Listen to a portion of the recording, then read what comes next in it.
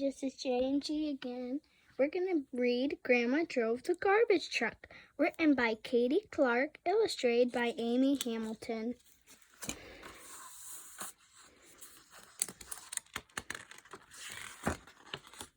Grandma drove the garbage truck. Ring! Grandma slapped the alarm clock beside her bed. Ring! Grandma opened one eye. She slapped the alarm clock again. Ring! It wasn't the alarm clock. It was the telephone. Hello, yawned Grandma. Achoo, sneezed a voice. Ma, I'm sick. Sick as a dog. My stomach's churning. My eyes are burning and my head is turning. It was Buster's Grandma's first son. Ma, there's no way I can drive the achoo truck this morning. Grandma squinted at the calendar tracked beside her bed. Parade day of all the days, she scolded. Well, never mind. We'll do fine without you. Get some rest, Buster. And Buster, for goodness sake, use your handkerchief. Grandma hung up the phone. Grandma had been in the garbage truck business for as far back as anyone could remember. She ran the office, answering the phone, opening the mail, and counting the money. Her 3 sons drove the trucks. For Grandma and everyone else, there was no bigger holiday than the 4th of July. Folks prepared for months, building fancy floats, practicing marching songs, buying new outfits, hanging up flags. The town had to look speck and span for the big parade. Cough off. Grandma stretched out of bed and hopped. Grandma stretched and hopped out of the bed. Ring, ring, ring. Grandma held her toothbrush in one hand and picked up the phone with the other. Hello, she burbled. Cough off, coughed a voice. Ma, I'm sick, sick as a dog. My eyes are burning, my head's turning, and my stomach's churning. It was Bert, Grandma's second son. Ma, there's no way I can run the compactor this morning. Grandma glanced at the clock on the shelf. The parade starts at 10 o'clock, fretted Grandma.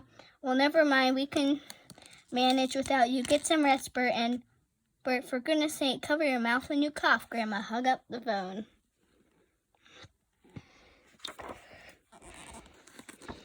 Ring. Grandma held her coffee mug in one hand and answered the phone with the other.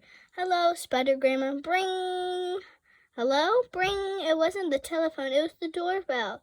There at the door stood Bill, Grandma's 3rd and last son, with a little boy, Billy, at his side. With little Billy at his side.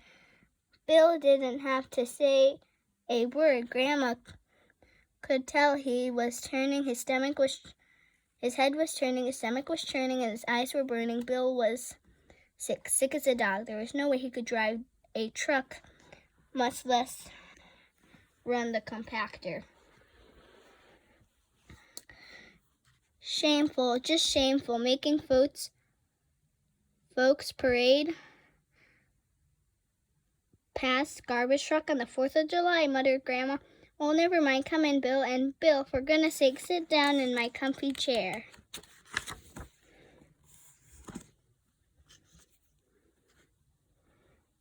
Grandma eyed Bill, then she eyed her littlest grandson. Thank goodness he looked healthy as a horse. Grandma grabbed a pair of Buster's old overalls. She tossed her grandson a pair of greasy gloves. It looks like we got a job to do, Billy, she said.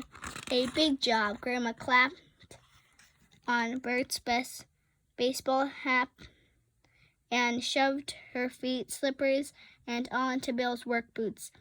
Billy ran to fetch 3 cushions from the couch, for one for him and 2 for Grandma.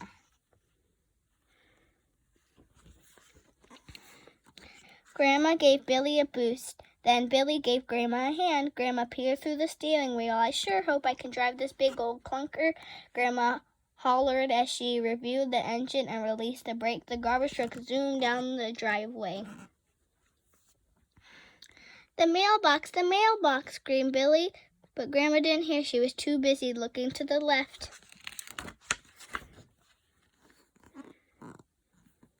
The garbage truck skidded down the bend.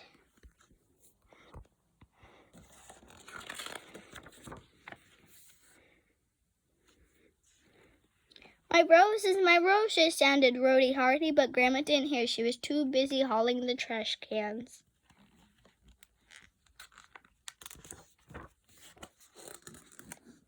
The garbage truck bumped down the lane.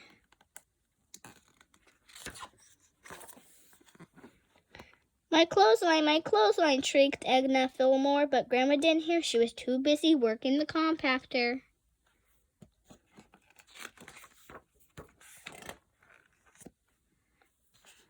The garbage truck raced across the ad van. My flag, squealed little Maggie Wells, but Grandma didn't hear. She was too busy backing up. The garbage truck swerved onto Main Street. The parade, yelled Billy, the parade. Grandma stood on the brake, but too late. The garbage truck screeched to a stop right in front of the all-star marching band.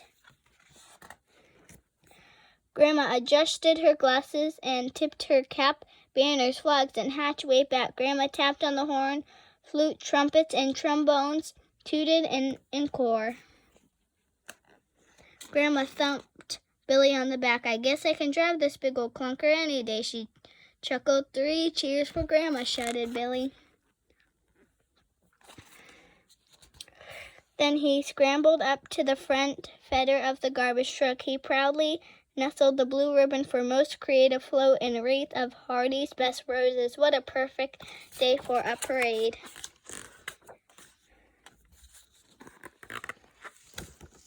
The end. I hope you enjoyed the book.